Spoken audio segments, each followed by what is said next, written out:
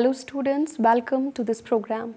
The objectives set for the present session are to understand the meaning of educational measurement, to understand the nature of educational measurement, to know the need of measurement in education. First, we will discuss the meaning and nature of educational measurement. Measurement came to the natural science so naturally that no need of thinking about it ever arises. Some scientists believe that the procedures which are known measurement in education or psychology are not truly measurement.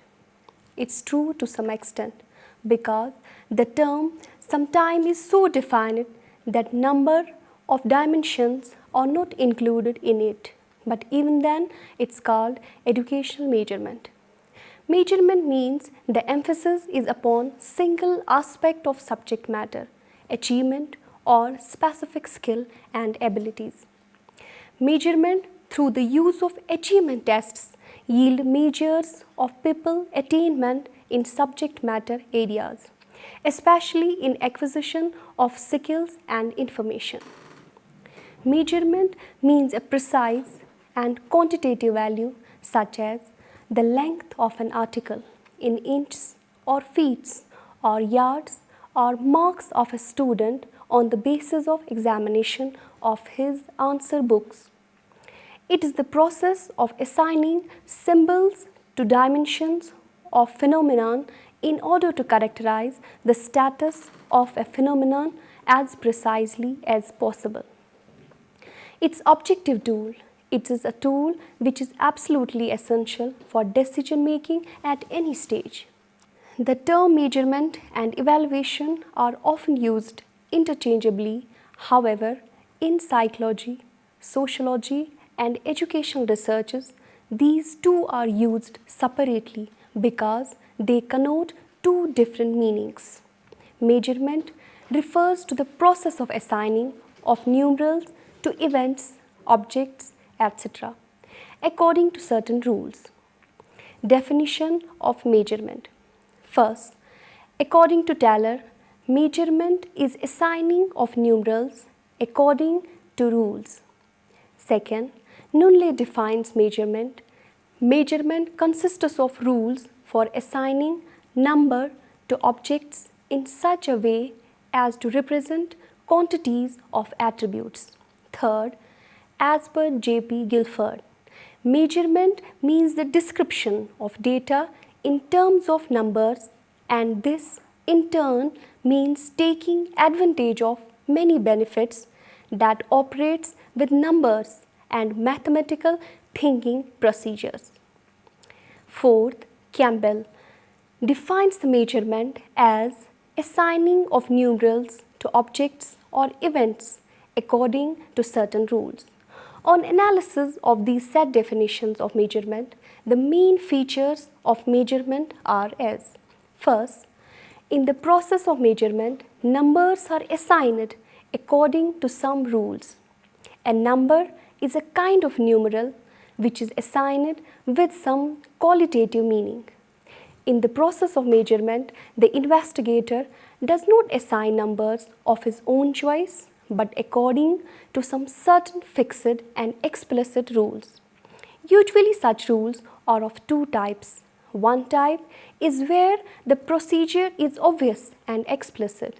Just for example, when one is measuring the length of cloth in feet and inches, rules for assigning numerals are very explicit and clear. But suppose one wants to measure the extroversion trait of personality or the intelligence of a child. Obvious, in such a situation, the rules would not be as clear as in the first example. For measuring psychological, sociological, and educational attributes, the rules are generally vague and less explicit. Second, measurement is always concerned with certain attributes or variables or features of an object. It's these attributes or features of the object which are measured and not the object itself. For example, one would measure the aptitude, intelligence, attitude, etc. of a person and not the person himself. When an investigator is measuring the attribute of a person, he is faced with two difficulties. First, he may be asked to measure an attribute, the existence of which is doubtful. Extrasensory perception is one such example. Most investigators have failed to show such perception in many individuals. In such case, measurement is not difficult but rather an impossible task. Second, the investigator may be asked to measure attributes which are not unitary but rather a mixture of several sub-attributes. Usually, this happens when one is asked to measure personality, adjustment, etc. Adjustment may relate to home, school, emotions, etc., each of which requires a separate measurement, and any attempt to measure them together may create difficulty. In such a situation, the investigator can, however, measure the attributes with more sophisticated instruments specially designed for the purpose. Third, in the process of measurement, numerals are used to represent quantities of the attribute. In other words, measurement involves the process of quantification. Quantification indicates how much or to what extent the particular attribute is present in a particular object. For example, when the investigator is measuring the achievement of a child in arithmetics, he quantifies it by saying that the child has an 80% marks in this class. This percentage indicates how much of arithmetical knowledge he has gained in the class. Now, the nature of educational measurement. The nature of educational measurement cannot be understood without understanding the nature of mathematics, as both of them are closely related. It's important to understand the nature of numbers as they are basic of all measurements. Bertrand Russell says that the number is class of all classes. For example, 3 men, 3 books, 3 girls, all belong to one class, the common element being 3ness. Measurement in education is much more subjective and complex than physical measurement. In physical measurement, the unit refers to 0 point and is complete in it, and we can measure the whole amount. Physical measurement is absolute and conveys a definite meaning. Educational measurement is concerned mainly with mental development, and hence it's not so much objective, definite and precise. It's done according to some predefined standards which may be much subjective and far from being specific. In educational measurement, there is no absolute 0 point. Measurement is relative to some arbitrary standard. The unit of measurement is not definite. The measurement in education convey a sense of infinity. We can never claim to measure the whole achievement or intelligence of a child. Educational measurement is indirect. We measure achievement through some kind of performance. Measurement is defined as assignment of numbers to objects and events according to logically accepted rules. There are certain properties of numbers that must have parallels in the observed phenomena. These properties are enumerated as: first, the property of identity. A number has identity. Every number is unique and no other number is exactly the same. Second, the property of order. In the number system, numbers have their order or rank, that is, one number being greater than another. Third, the property of additive. In the system of numbers, summing of a certain number with certain other must yield a unique number. This property is the basis for almost all useful operations that can be performed with numbers, because if the numbers can be added, they can also be subtracted, multiplied and divided. Now, the need of measurement in education. There is need for measurement in education and psychology for a large number of reasons and purposes. Educational or psychological measurement is simply the means by which qualitative aspects of human behavior are observed with greater accuracy. Some of the purposes are to make possible more accurate predictions and control in the educational process. The important questions are: what changes in behavior are described? How these changes are measured? What are the crucial elements in the process of education? Which qualitative and quantitative abilities are essential to the development of a given form and level of behavior? There are quite a large number of needs which are fulfilled through the medium of measurement. First, over-planning in education. An efficient utilization of manpower is essential in any modern society. We want to find what levels and combinations of aptitudes are important in the development of the desired types of behavior in each vocational area. What is the distribution of each talent and talent combination of the population? How can we harness and prepare the human resources available for their optimum role in the development and betterment of society? Measurement provides a feedback in all aspects of education planning so that our educational programs are oriented and updated time to time. Second, educational placement. There are two overall functions of education. First, the integrative and the second, differential.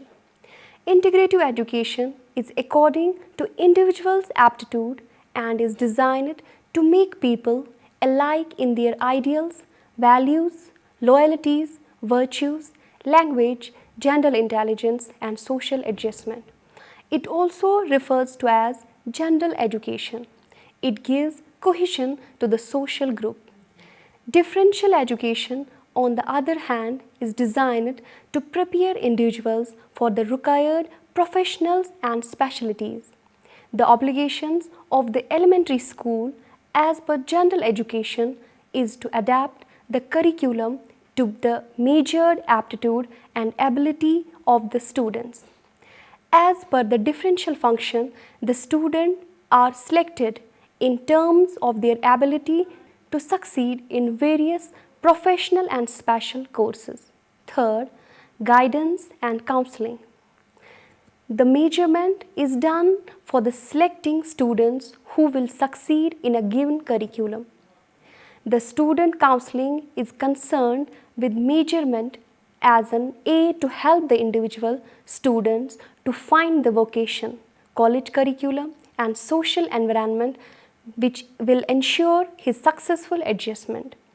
The student's aptitude, interests, personality traits, study skills, social skills and achievement profile are assessed with a view to enable him to make an optimum vocational, informational and social adjustment. Through the process of counseling, information about the individual and about his environment is organized and reviewed to enable him to reach workable solution to a variety of adjustment problems. The uses of psychological measurement in counseling are such as the objective appraisal of personality for better self-understanding and self-direction, the comparison of individual performance with the performance of others, improved basis of prediction, evaluation of personal characteristics, evaluation of achievement and growth and disclosure of capacity and potentiality, as well as the diagnosis of mental disabilities and deficiencies and aberrations. Finally, it has to be used in the evaluation of the outcomes of counseling. Fourth, improvement of instruction. The power of measurement to modify and to improve the instructional procedures is being exceedingly realized. Educational goals have become more definite and meaningful. In appraising the effects of learning experiences, we not only test but also evaluate. It involves the identification and formulation of measures, objectives of curriculum, their definition in terms of pupil behavior, and the construction of valid, reliable, and practical instruments for observing the specific phases of pupil behavior. Measurement helps in selecting objectives. One can't measure the outcome of course without knowing what particular change in behavior are sought in the course. A school should, in the first instance, emphasize objectives that are most in harmony with its philosophy, psychology of learning, students' development by measuring their attainability. Measurement provides some data to be used in making wide selection of objectives. Fifth, measurement will help in supervision and administration of instructions. The use of measurement program as a major supervisory device has advantage over the sole dependence upon the supervisory observation. Another function of supervision is coordination. This coordination is to ensure that various persons and groups make an effective contribution to the common purpose of the program. Many decisions, many adjustments in a professional program are made as the program develops and cannot be predicted with precision in advance. Educational measurement contributes to this coordination in many ways, as the content and learning experiences are appraised by tests. Each teacher gets a clearer view of the kinds of material and the procedures used by other teachers and their effectiveness. Educational measurement can make contribution to administration also in selecting personal scores on achievement test represent one index of competence.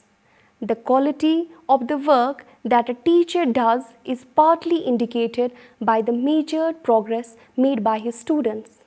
The result of achievement tests provides an important basis for identifying instructional problems. They can provide data regarding the probable contribution of various kinds of building facilities, supplies, and equipments towards the goals of instruction. Sixth, improvement of learning situation. The facts, principles, and relationship established through research and measurement constantly serves the basic data in the critical examination of the prevailing school organization in the form of its objectives, procedures, and infrastructure. Measurement serves as a tool in increasing the effectiveness, efficiency, and output of a school.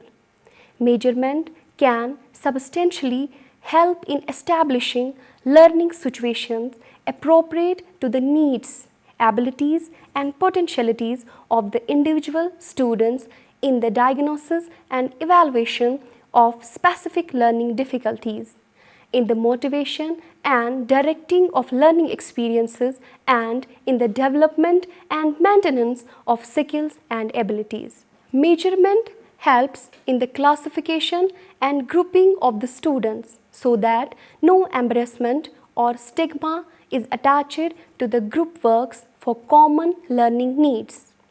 There is a group solidarity resulting from common goals, common understanding, common efforts, common difficulties, and common achievements. Individual attention is also made possible for specific accomplishment deficiencies. The individual can be given reading material and problems according to his level of ability. Optimistic and encouraging attitude would prevail for the individual, ultimately making success possible for him. The student will be made aware of his specific errors, misunderstanding, and shortcomings. The process measurement will provide to the teacher economical method of determining the attitudes, abilities, physical conditions and self-adjustment of each student. Seventh, the problem of individual differences. With the help of measurement, the group of students can be made relatively homogeneous with respect to general ability and then subjected to standardized educational methods using uniform contents, assignments, methods of teaching and learning and examination appropriate to the level of achievement. But sometimes the measurement depicts heterogeneity resulting from the trait differences within the individual as well as variation between individuals. In such cases, the traditional mass instruction procedure must be discarded in favor of techniques designed to meet individual needs. Grouping within the class on the basis of achievement in specific learning areas is one of the most essential procedures in meeting individual need. Some of the grouping may be continued over a long period. Others may be for the limited time until the need for grouping no longer exists. Grouping should be practiced not only in terms of needs in skill areas but also in terms of interest in a topic or in terms of personality and social needs. The plan of reporting the marks or letters, grades to parents is not consistent with the policy of meeting the needs of individual people. It's more beneficial if the teacher can sit down with the parents and discuss all aspects of child's achievement and needs. Eighth, diagnosis and treatment of learning difficulties. Active learning would result in complex behavior pattern which may be differentiated into higher or lower degrees of habits, skills, understanding, feelings, etc. In general, the individuals differ greatly in the rate of development of given trait and in the level of development attained at maturity, because various traits of an individual develop at different rates and reach different levels of maturity. The need for remedial attention is indicated when progress in an area is stopped midway or markedly slowed down over a period of time. The determination of pupil status in a given area of achievement and the adjustment of the instructions required in view of a desired level of status should be a continuous process in every instruction. Both achievement tests and diagnostic tests have important function to perform in such situations. Perhaps diagnostic testing is more justified in connection with the treatment of more severe cases of maladjustment and arrested development. This is all related to our today's topic, that's meaning, nature and need of measurement in education. Hope you've enjoyed and understood. Thank you for watching.